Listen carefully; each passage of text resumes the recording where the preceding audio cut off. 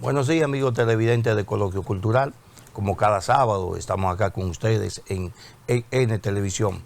José Antonio Torres para compartir con ustedes los acontecimientos más importantes de la semana. Seguimos todavía con el tema de coronavirus, que aunque uno no quiera, hay que ofrecer las informaciones sobre esta pandemia que no solo afecta a la República Dominicana, sino que es un mal universal. Aquí tal cual los pronósticos, terminado el periodo de la Chelcha de Navidad, pues tenemos un aumento en los casos, tanto de contagios como de fallecimientos. La semana pasada hubo un récord de muertes y esta semana seguimos teniendo, todavía casos en aumento. Tenemos el pasado jueves hubo 28 muertes, 28 muertes el jueves, 26 muertes el viernes, ayer. O sea que seguimos teniendo un incremento en los casos de fallecimientos. Salud Pública dice que son aumentos que vienen produciéndose son fallecimientos acumulados, que es información acumulada, que eso no corresponde necesariamente a un mismo día, a un periodo de 24 horas. Sin embargo, ahí ustedes pueden ver las estadísticas, cómo vamos, la espiral, cómo va en aumento en la medida en que pasan los días. Podríamos decir que en esta segunda ola, de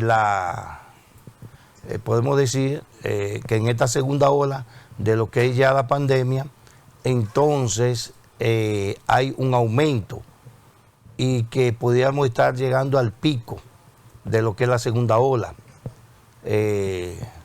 A partir de ahora, entonces, lo más probable es que a partir de ahora comencemos a ver una baja en los casos de coronavirus. Una baja, claro, porque si llegamos al pico, entonces después del pico comenzamos a bajar. Pero también es muy alentador el informe o los datos que nos ofrece la OPS, sobre la Organización Panamericana de la Salud, sobre la cantidad de que es posible ya que a final de este mes, o sea, en unas 2 semanas, comencemos a recibir unas 500,000 dosis. Esas 500,000 dosis pudieran servir para vacunar en una primera etapa a 500,000 dominicanos. Hay otras 200,000 dosis que se podrán recibir también de la Organización Mundial de la Salud. Y estamos hablando ya de que en marzo nosotros pudiéramos tener 700,000 dominicanos vacunados, por lo menos con la primera dosis de la vacuna. Para esto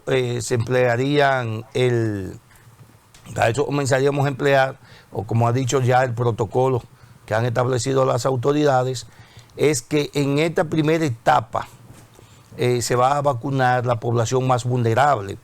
Esto estamos hablando de los ancianos y los que tienen que ver directamente con el sector salud, enfermeras, médicos, bioanalistas, que son los que están más expuestos a contraer la enfermedad. Si tenemos 700,000 vacunas ya en la primera etapa, pues eso nos permitiría ya unas 3 o 4 semanas después colocar la segunda dosis, y ya parte de la vacuna ha contratado el Estado. El presidente Abinader ha hablado de unos 20 millones de dosis de esta vacuna. 20 millones de dosis ya sería para vacunar a toda la población con 2 dosis.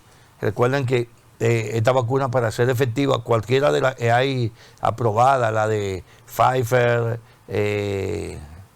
Seneca, Moderna, la rusa, Pinku Quinto, creo que se llama la rusa. Todo este tipo de vacunas necesita un periodo, necesita 2 dosis. O sea, una dosis que se haría ya al principio, por supuesto, y 3 semanas después se le aplicaría ya una segunda dosis a los, a los pacientes. Es bueno que la población se vaya mentalmente preparando para saber que hay que vacunarse. No hay ningún tipo de riesgo. Ya todos los laboratorios han realizado los estudios pertinentes. Ningún laboratorio ha mostrado riesgo. No hay efectos secundarios. Creo que hay ya 180 millones de personas vacunadas en el mundo. Y creo que hubo unos 2 casos en el que se han registrado algún tipo de efecto secundario. O sea, 2 casos en 180 millones, eso es irrelevante.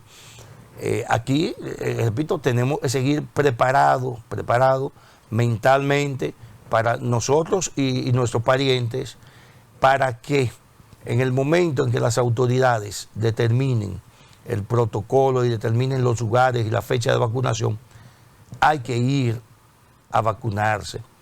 Porque el problema ya no es de una responsabilidad personal, es un problema de responsabilidad social.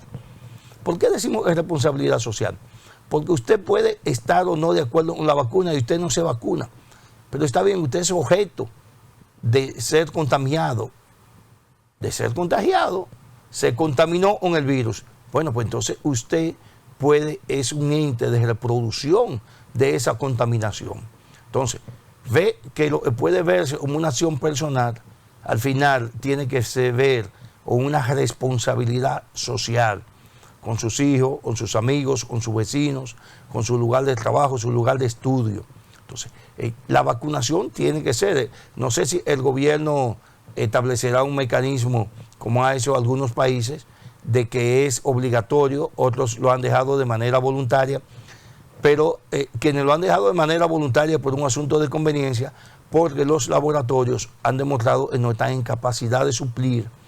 Señores, son 8.000 millones de habitantes que hay en la Tierra. Si a eso le ponemos 2 dosis, estamos hablando de que los laboratorios tendrán que preparar 16.000 millones de dosis de la vacuna contra la COVID-19. Y ojalá que esa vacuna, que los laboratorios puedan vacunar a la población mundial, puedan producir lo que se necesita para vacunar a la población mundial este año y el año siguiente. O sea, 2021, 2022, que al final del 2022 el planeta esté vacunado, porque evitaríamos el riesgo de que este virus siga creando nuevas cepas y entonces pudiéramos conseguir o pudiéramos arriesgarnos a que haya una mutación, haya la creación de una cepa que no sea resistente a lo que es la vacunación, o sea, resistente a la actual vacuna. Y entonces habría que repensar de nuevo el problema. Y el planeta, señores, debe resolver eso en menos de 2 años. Los sistemas productivos del mundo se están cayendo. El desempleo sigue aumentando en toda parte. Los precios de los artículos de consumo básico están aumentando de precios, están incrementándose cada día. O sea, es una situación difícil la que le espera a toda la humanidad. Y no importa que los gobiernos estén hablando de crecimiento económico. No puede haber crecimiento económico cuando los incrementos de los precios están por las nubes, de los artículos de consumo, y no en República Dominicana, señores. Es que 8.000 millones de personas consumiendo lo mismo en una situación en la que la producción ha ido de baja. O sea, es una producción que se ha ido reduciendo, ha ido mermando. Entonces no podemos, bajo ningún concepto, pensar en que vamos a mejorar las condiciones de vida cuando no tenemos una productividad adecuada. cuando cada día las empresas están despidiendo personal o suspendiendo personal porque no están generando los ingresos que generaban en el pasado. Y todo eso es las causas, es las consecuencias de una pandemia que ha arropado a la humanidad. Entonces, el gobierno dominicano, en el día de ayer, viernes, ya anunció oficialmente que las medidas sanitarias que se adoptaron en principio, se adoptaron a principios del mes de febrero, se van a mantener durante todo el mes. Eso significa que vamos a seguir teniendo el toque de queda hasta las 7 de la noche, de lunes a viernes, y los sábados y domingos hasta las 5 de la tarde, pero con un periodo que le permita a las personas transitar el libre tránsito hasta las 8 de la noche, hasta las 9 los días de semana, hasta las 8 de la noche los sábados y domingos, para evitar lo que se producía anteriormente. Recuerden, cuando el toque de queda, cuando había cierre, entonces se producía, la gente salía como locos a las calles, y incluso había incremento de accidentes, pero además muchas personas no le daba el tiempo para llegar en una ciudad tan caótica como esta, no le daba tiempo de llegar a su casa o al lugar que iba, y entonces tenías inconvenientes con las autoridades. Por eso el presidente Abinader dispone que se incrementara hasta 3 horas el libre tránsito. Sin embargo, el comercio, la industria, todo lo que tiene que ver con tiendas, con negocios, tienen que cerrar a las 7 de la noche de lunes a viernes, y los sábados y domingos a las 5 de la tarde. Los empresarios que en principio, con la medida anterior, recuerden que la medida anterior, la de enero, que fue cuando el gobierno tuvo que apretar un poco, porque los casos estaban disparando de manera exorbitante y la gente tenía como demasiado chelcha en las calles. Entonces el gobierno tuvo que disponer en ese entonces un toque de queda a las 5 de la tarde, a las 12 del mediodía, sábados y domingos, y los días normales a las 5 de la tarde. Eso, claro, generó la protesta de los empresarios, de los comerciantes, porque entendían que sus niveles de venta irían tan a la baja que amenazaban incluso con ir a la quiebra a muchos pequeños negocios. Ya muchos se han ido a la quiebra por otras razones ligadas de manera indirecta al coronavirus, pero que sigan el camino de la quiebra ahora por el toque de queda, eso fue lo que se ha tratado de evitar, lo que se trataron de evitar las autoridades con esta disposición nueva. De modo, amigos televidentes, que vamos a una pausa, y cuando regresemos estaremos conversando con ustedes sobre el caso de la extradición de Argenis Contreras, aquel acusado del asesinato del profesor Junior Ramírez.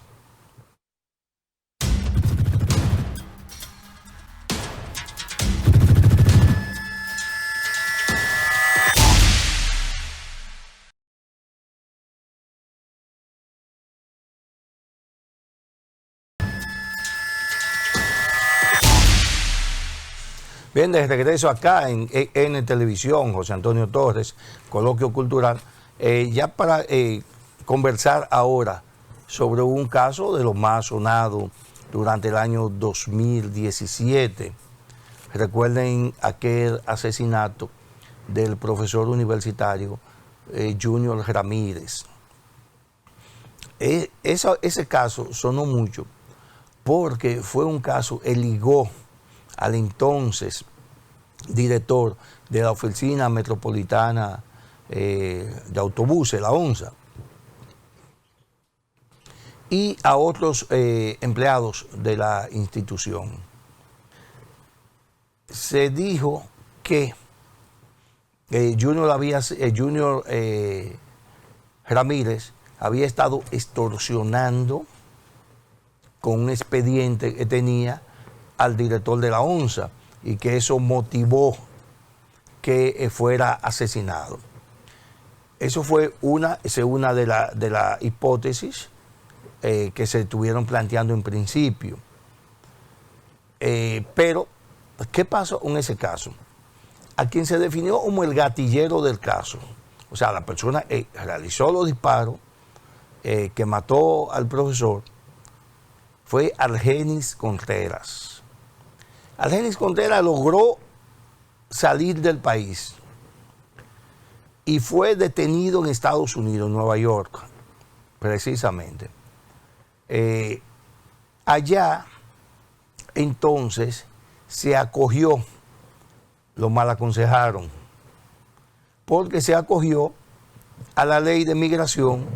Cuando lo apresaron allá, ya él había pasado ya el tiempo que le dieron para entrada, entonces estaba en condiciones de ilegalidad. Y se acogió a la ley de migración de Estados Unidos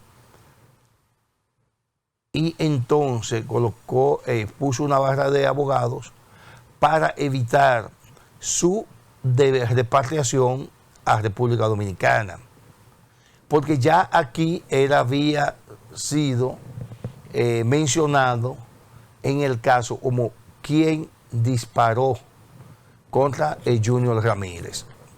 Entonces, teniendo un expediente por crimen aquí, él prefería permanecer en Estados Unidos con un caso de migración que es un caso menor. Y logró mantenerse así. Ese crimen ocurrió, señor, en octubre del 2017. Y es ahora, en el 2021, que las autoridades estadounidenses deciden repatriarlo a República Dominicana. O sea, se pasó 19, 20, como 3 años. Como 3 años huyendo de las autoridades dominicanas. Sin embargo, pero finalmente fallaron en su contra, lo envían a República Dominicana como repatriado y inmediatamente en el aeropuerto un fiscal lo espera y le dice de qué está acusado, y que ayer precisamente, le impusieron 1 año de coerción. Durante el interrogatorio, que fue un interrogatorio de 2 días, porque a él lo trajeron creo el miércoles y lo sometieron fue ayer el viernes. Entonces, durante un interrogatorio de 2 días, narró cómo ocurrieron los hechos. Pero hay un dato en esa narración como que no me encaja. Y es que él dice que fue a la Universidad Autónoma de Santo Domingo, donde Junior Ramírez era profesor, y que Junior lo llamó por teléfono y que Junior le estaba dando clase, y que él lo esperó en el parqueo, que saliera de la clase, se montó en un vehículo con Junior y le hizo un disparo a la cabeza, 1 o 2 disparos a la cabeza, y lo mató dentro del vehículo. A mí como que no me encaja por una razón elemental. Eso fue a las 3:40 de la tarde del día del crimen. A las 3:40 de la tarde usted hace un disparo en la UAS, que no estábamos en pandemia, y a esa hora la población estudiantil es muy grande y es sumamente difícil. Nuestra apreciación, no digo es imposible, había que ver también el tipo de arma que tenía, si usó algún silenciador, si usó algún mecanismo para disminuir el ruido del disparo.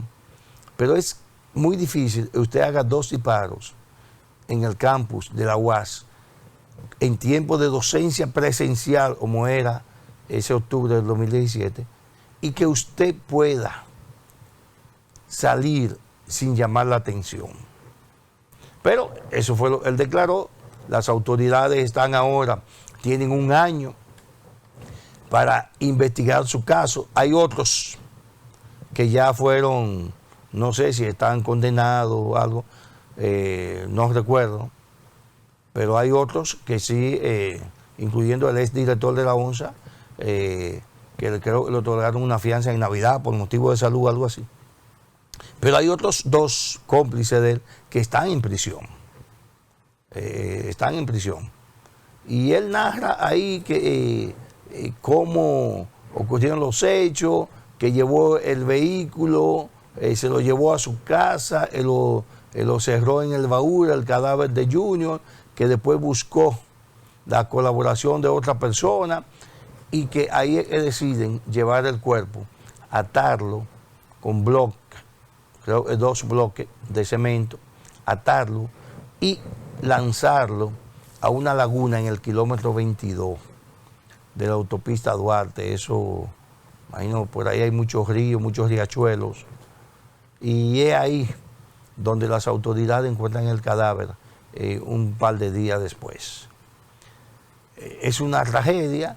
Las razones, hay sectores que intentaron incluso justificar, diciendo que el Junior lo estaba extorsionando y que incluso ellos le habían dado un adelanto de un dinero y que pudo tratarse en el momento de un tumbe, porque eso es lo que dicen, pudo tratarse de un tumbe porque Argenis tenía un dinero, era para entregárselo a Junior y en vez de dar dinero decidió matarlo.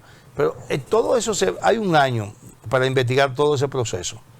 Hay 2 ya que están presos, no recuerdo si ya lo sentenciaron, porque como ese caso tiene más de 2 años, no recuerdo. A Junior, a Argenis lo van a procesar de manera individual, porque ya el expediente fue desglosado por la 4ª Cámara Penal, fue desglosado porque estaba preso en Estados Unidos. Entonces los jueces no podían esperar que él viniera o que lo trajeran, y ahí hay una expresión hasta un poco jocosa, porque uno de los abogados de Argenis dijo que Argenis había venido para colaborar con la investigación. No es lo mismo venir que te traigan. A Argenis lo trajeron deportado, lo trajeron repatriado desde Estados Unidos para acá. O sea, él no vino nada. A usted lo trajeron. Pero es una expresión en la parte jocosa de que los abogados usan para confundir incluso al tribunal, argumentando, no, mira, mi cliente vino para ayudar. Y ahora lo que sí se ha dicho, personas cercanas a la investigación, es que ha cantado más que un gallo en la madrugada, que ha mencionado más nombres que una guía telefónica. Y ahora corresponde a los fiscales y corresponde a los jueces ver o conocer cuál de esas versiones o cuál de esas declaraciones se corresponden con la realidad y cuáles no. Eso pudiera salvar a algunas de las agentes que fueron involucradas en la primera etapa, pero eso pudo también, o eso puede también, involucrar a otros que no han sonado y que están bajo la sombra. Esos elementos pudieron darse, o pueden darse, esos 2 tipos de elementos en una investigación como esta. Pero nada, ya el juez de atención permanente o el tribunal, la 4ª sala, creo que ahí fue que lo llevaron, porque ya ahí lo habían procesado o lo habían sometido, y ahí desglosaron el expediente, y por lo tanto ellos les correspondía dictar la orden, lo que fue, la orden no, le correspondía dictar lo que era, lo que en este momento, la coerción. Ellos decidieron esa coerción, decidieron ese tiempo, 1 año. Él había pedido la fiscalía, porque el caso, para declararlo complejo, necesitan ese tiempo. Y aunque ya ellos han tenido más de 2 años, tuvieron más de 2 años para investigar, todo tiene que ver con el proceso, pero sí faltaban las declaraciones de Argenis, que era hasta el momento el protagonista de primera línea, el principal implicado porque fue supuestamente la persona que disparó contra Junior Ramírez. Mire, nosotros no sabemos si realmente Junior estaba extorsionando o no al director de la ONSA. Eso no lo sabemos. Pero lo que sí condenamos es el crimen. Y cualquier acción criminal debe ser condenada por la sociedad. No hay razón valedera para usted disponer de la vida de un ser humano. Si Junior estaba extorsionado, bueno, ahí estaba la justicia, ahí están los medios de comunicación. Vaya a los medios y denuncie, mire, fulano de tal me está extorsionando. Quiere que yo le dé $1 millón por esto y esto y esto, y me está extorsionando, un tal expediente, un tal cosa, y yo no tengo que ver con eso. O sea, vaya a los medios, vaya a la fiscalía, vaya donde el procurador. Haga la denuncia en los medios de comunicación. Explíquele a la sociedad, pero no disponga de la vida de nadie. No hay razón para eso. Y por eso ahora hay mucha gente involucrada. Gente incluso que fue, como el caso de Rivas, que fue director de la ONSA y que terminó preso y enfermo. Y que aunque no sabemos, aunque creo que él tiene otro expediente, Rivas, que no es necesariamente por el caso del asesinato de Junior Contreras, pero la realidad es que está involucrado en un hecho bochornoso y que terminó con su carrera política. Eso es seguro. Todo lo involucran de un crimen, lo someten a la justicia y va a la cárcel, termina con su carrera política.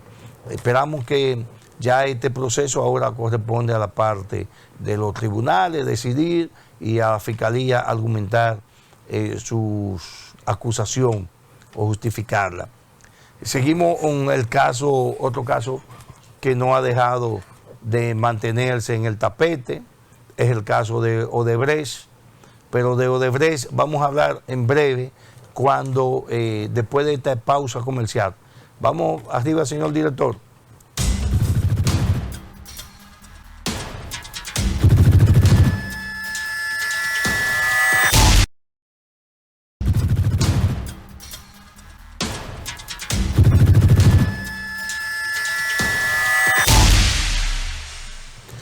Bien, señores, otro caso sonado. Ya hablamos del caso de la ONSA, el Jenny Contreras, el asesinato de Junior, pero hay otro caso también muy sonado en el país y ha sido el caso de Odebrecht, aquel famoso sobornos o aquellos famosos sobornos equivalentes a $92 millones en ese entonces, alrededor de 5.000 millones de pesos. La empresa había, en Estados Unidos, había revelado que sí, que pagaron ese soborno. La fiscalía, el procurador de entonces, Jean Alain Rodríguez, hizo todo un aparataje. Y durante 2 días fueron apresados un grupo de gente, una acción que movió al país entero. Parecía un estado de guerra. Todo el mundo pensaba que el expediente estaba suficientemente sustentado. Después ocurre que no. Que se hizo un acuerdo para no someter entonces a los que habían sobornados. No a los sobornados, sino que solamente se sometieran a los sobornados y no a las personas que habían pagado el soborno. Y a cambio de eso, los ejecutivos de Odebrecht se habían comprometido con la Procuraduría General de República Dominicana. Recuerden que la empresa Odebrecht era una empresa brasileña, ahora cambió de nombre. Y que el caso se destapó en Estados Unidos. Por eso es que luego de destaparse en Estados Unidos comienzan a involucrarse personas, incluso expresidentes de la región del Caribe y América Latina. Hay mucha gente de esa condenada en todo Centroamérica especialmente. porque era un modo operandi de Odebrecht. Pagar sobornos a funcionarios públicos para obtener obras gubernamentales que luego le iban colocando adenda a esas obras para Odebrecht obtener la inversión que hacía en los sobornos. Y como era todo un engranaje en el que estaba involucrado un grupo de gente, pues eso funcionaba a la mil maravillas. ¿Qué pasó ahora? Bueno, un proceso tedioso, un proceso largo, en el que mucha gente estuvo en prisión, en el que también liberaron a muchas personas no hay nadie preso de Odebrecht aquí. Todos han sido liberados bajo algún argumento jurídico, por supuesto. Enfermedad, fianzas, muchos argumentos, pero el asunto es que no hay nadie en prisión por el caso de Odebrecht. Ahora, la Procuraduría trae un grupo, o la Fiscalía, trae un grupo de testigos, lo que ellos denominaban los testigos estrellas, que eran los funcionarios y funcionarios de Odebrecht que habían supuestamente participado en la distribución de sobornos. Y contratan incluso peritos dominicanos especializados en los temas de auditorías y eso. Llega ya en conocimiento de la última fase del juicio de fondo, ocurre que ahora ninguno de esos testigos estrellas confirma que pagó sobornos. Ahora, los mismos ejecutivos de Odebrecht dicen, sí, yo escuché que se había pagado 92 millones de dólares en sobornos. Algunos dicen, sí, a Ángel Rondón le dimos el dinero, pero se lo dimos a través de varias empresas que tiene como asesoría. Oye, es difícil creer los 92 millones de dólares en asesorías, pero eso es lo que tienen los papeles. Y no importa para qué se haya usado el dinero. En el nuevo sistema de justicia dominicano, es con la prueba que los jueces condenan, es con la prueba. Y las pruebas es lo que va a determinar si usted es culpable o inocente. ¿Qué está pasando ahora entonces, señores? Que se han ido diluyendo una a una los testigos estrella del Ministerio Público. Las informaciones en nada involucran a los acusados de manera directa. Todas las informaciones que han dicho durante la audiencia es que los recibieron a través de un tercero o que yo lo escuché. Pero nadie ha dicho, yo lo entregué, yo se lo di a fulano, mire aquí un documento, mire, no han podido mostrar nada. Entonces, ese es el riesgo en que se incurre cuando se le dan largas a los procesos acusatorios contra alguien. Porque el tiempo comienza a ir borrando huellas, a ir borrando documentos, a ir haciendo que la gente olvide información que recibió en su momento de primera mano. Pero también ya esos testigos que están ahí, ninguno tiene la presión que tenía hace 2 años. La presión internacional que tenía Odebrecht y la presión de los estados estaban involucrados, había en ese momento. Ya esa presión no existe. Y como esa presión no existe, usted ahora puede cambiar su versión de los hechos. Y creo que eso han hecho muchos. En su momento estaban dispuestos a decir una cosa, pero ahora no hay ningún tipo de presión, pues pueden decir lo que quieran. El asunto es que al ritmo que va la primera parte del conocimiento del fondo de este proceso, tú puedes deducir de que pudieran salir en libertad la mayoría de los acusados, y no todos.